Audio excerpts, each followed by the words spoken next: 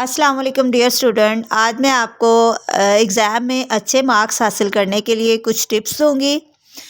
ख़ास तौर पे मार्कर को यूज़ करने के हवाले से कि मार्कर आपने कट मार्कर स्पेशली पेपर के अंदर कैसे यूज़ करना है।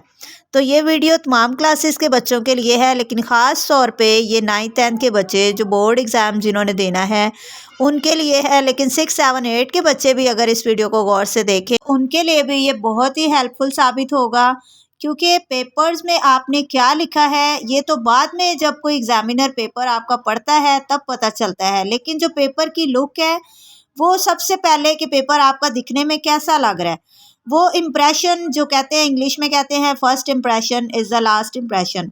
तो जो फर्स्ट इम्प्रेशन होता है ना, आपके पेपर को देख के एक जहन में जो एक तस्वुर आता है, यानी आपकी जो पेपर प्रेजेंटेशन है, पेपर को लिखने का जो तरीकाकार है वो बहुत इम्पोर्टेंट होता है।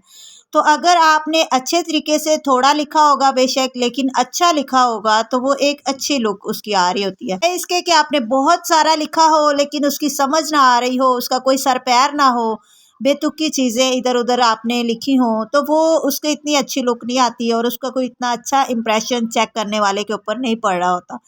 तो इसलिए मैं आपको कुछ अब बातें बताऊंगी, आपने वो नोट करनी है और उन पर अमल करना है।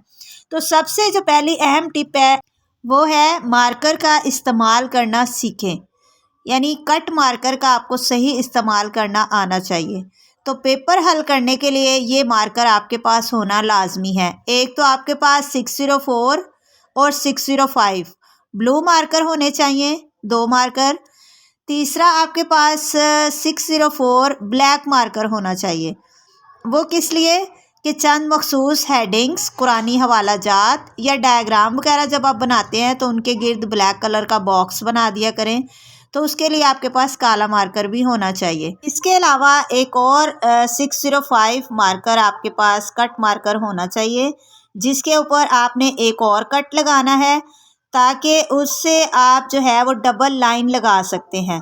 कोई भी आपने इम्पॉर्टेंट हेडिंग वगैरह लिखनी है या आपका जहाँ पे क्वेश्चन ख़त्म हो तो उसकी मदद से आप पेपर के नीचे डबल लाइन लगा सकते हैं।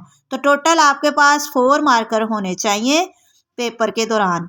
नंबर 2 है, कोशिश करें कि तारीफ़ और वजाहत यानी कोई डेफिनेशन वगैरह या उसकी एक्सप्लेनेशन के लिए जो टेक्स्ट बुक वाले अल्फाज होते हैं आपने सेम टू सेम वही पेपर के अंदर वर्डिंग लिखनी है। यानी आप किसी भी चीज़ की डेफिनेशन लिखें तो आपने सेम वही अल्फाज लिखने हैं जो बुक के अंदर लिखे हुए हैं, क्योंकि वही जो लफ्ज़ हैं वही वर्डिंग जो है वो ज़्यादा कंसाइज होती है।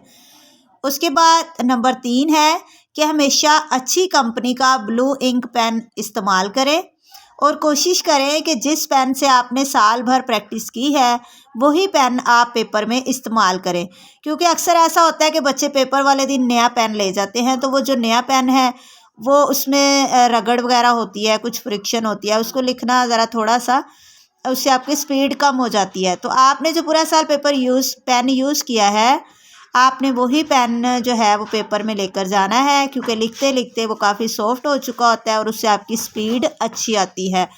उसके बाद नंबर 4 है, पेपर में कच्ची पेंसिल, इंक रिमूवर, पॉइंटर या जेल पेन वगैरह आपने यूज़ नहीं करना, क्योंकि बोर्ड के पेपर में इन चीज़ों की इजाज़त नहीं होती। उसके बाद नंबर 5 है, कटिंग और ओवर राइटिंग से बचने की हर मुमकिन कोशिश करनी है। नंबर 6 है कि पेपर साफ साफ और खुला खुला लिखें, हेडिंग बनाकर लिखने का फ़न सीखें। याद रखें कि पेपर की अच्छी प्रेजेंटेशन ही अच्छे मार्क्स की ज़ामिन होती है, यानी आपने प्रेजेंटेशन अच्छी की होगी तो आपके ज़्यादा अच्छे मार्क्स आने के चांसेस होते हैं। उसके बाद नंबर 7 है, साइंस के तलबा एक अच्छा साइंटिफिक या नॉन प्रोग्रामेबल इंजीनियरिंग कैलकुलेटर अपने पास रखें और कैलकुलेटर का क्विक इस्तेमाल करना सीखें। यानी एक कैलकुलेटर आपने पहले से लिया हो और आप उसके तमाम बटनों को अच्छी तरह जानते हो, तमाम जो उसकी कीज़ हैं उनको इस्तेमाल करने का तरीका जानते हो, वही कैलकुलेटर आपने पेपर में लेकर जाना है। ये नहीं आप पेपर वाले दिन कोई नया कैलकुलेटर ले लें और उसकी बहुत सारी कीज़ आगे पीछे हों और वो आप उनको सही तरह से यूज़ करना ना जानते हो, तो उससे आपका टाइम वेस्ट होगा। जो आपने पहले से कैलकुलेटर लेना है उसको यूज़ करते रहना है, उसके कीज़ के ऊपर प्रैक्टिस करनी है ताकि पेपर वाले दिन आपकी स्पीड तेज़ हो और आप जल्दी से अपने क्वेश्चंस को सॉल्व कर लें। बहुत से बच्चे कैलकुलेटर का इस्तेमाल करना मुनासिब तरीके से नहीं जानते और वो सवाल गलत कर बैठते हैं। उसके बाद आखिरी एक पॉइंट है कि सबसे अहम अल्लाह की ज़ात पर ईमान है, अपने वालिदैन और असातिज़ा की दुआओं पर और अपनी मेहनत और काबिलियत पर भरोसा रखें। पूरी लगन और मेहनत से पढ़ाई करते रहें और इस बात पर पूरा यकीन रखें कि अल्लाह ताला कभी भी किसी की मेहनत को ज़ाया नहीं करता। इंशाल्लाह आपकी मेहनत का भी आपको सिला ज़रूर मिलेगा।